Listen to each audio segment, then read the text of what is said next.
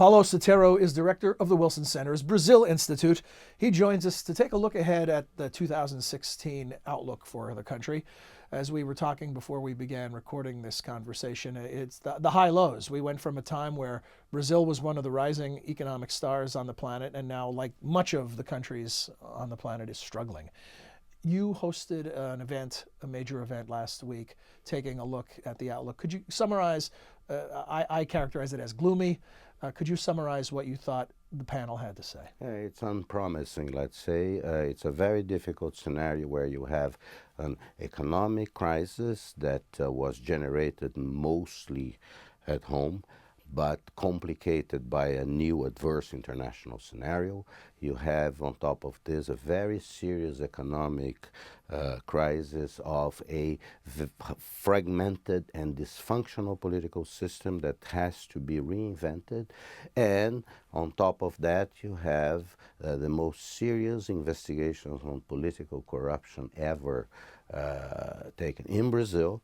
That in one sense is positive because it shows an institutional capacity in the country to go after wrongdoing in democracy under the rule of law.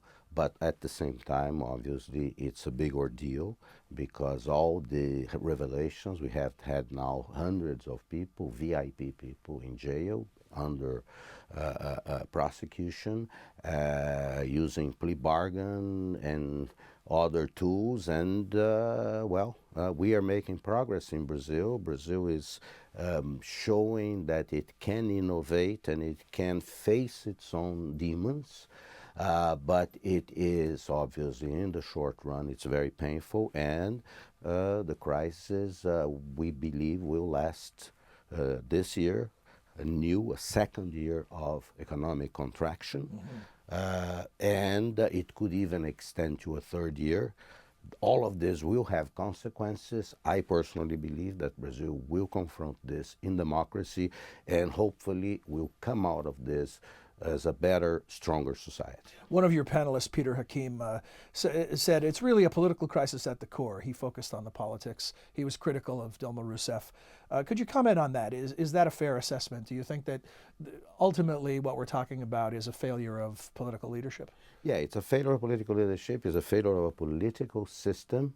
And Peter is right in highlighting that because it is the dysfunctionality of that political system now under investigation for corruption that makes it so difficult to deal with the economic problems. The economic problems refer basically to the need of making structural changes in Brazil in order to make the country more competitive, more productive.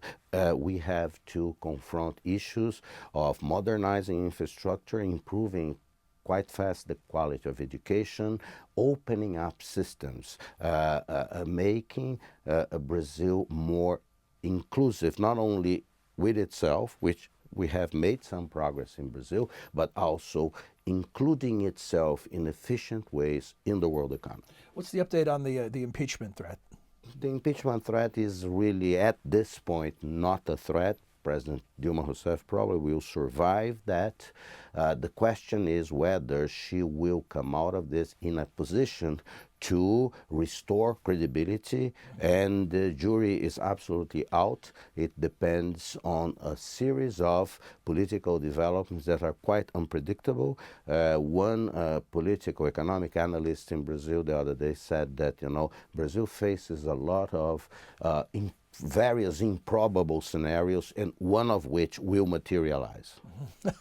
The public opinion, speaking of perceptions, what do you know about the mood of the country and the voters?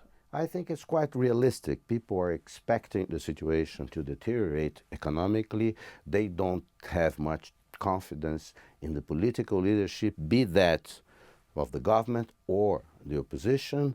And they are absolutely certain that they want the corruption investigations to continue. It's quite remarkable because people, businessmen, government, and others say those investigations are hurting the economy.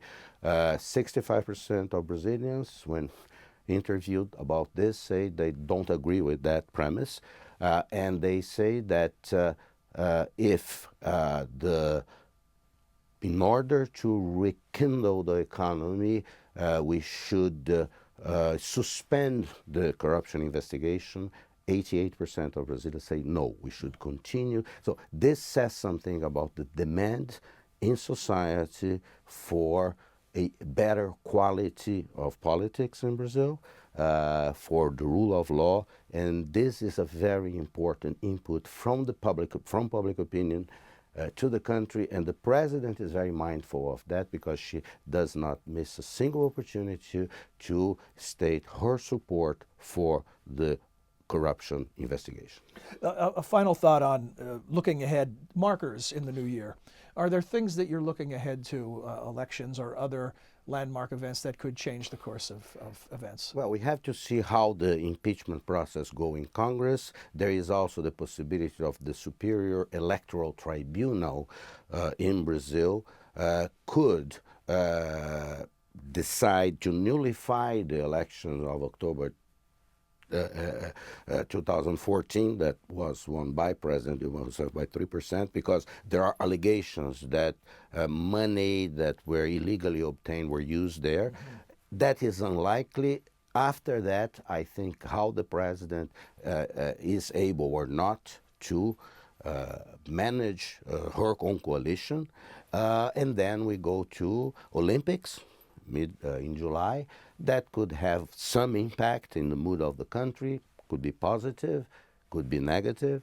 And then municipal elections in October. Municipal elections in Brazil happen 2 years before the general elections, and they tend to organize the game.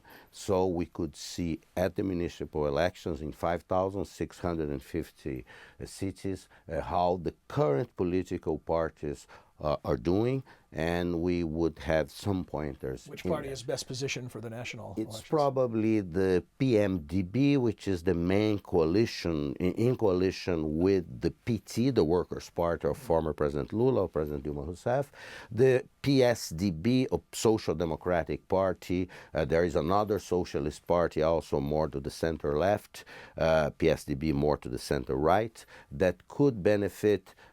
Parties on the left could benefit. We have 28 political parties represented in Congress. Obviously, one of the challenges is to find ways of limiting the number of political parties in order to increase the quality and the effectiveness of representation in the Brazilian Congress. Well, as things develop, we'll invite you back. Thank you for joining us, and thanks for all the great information, Paulo. Thank you, John.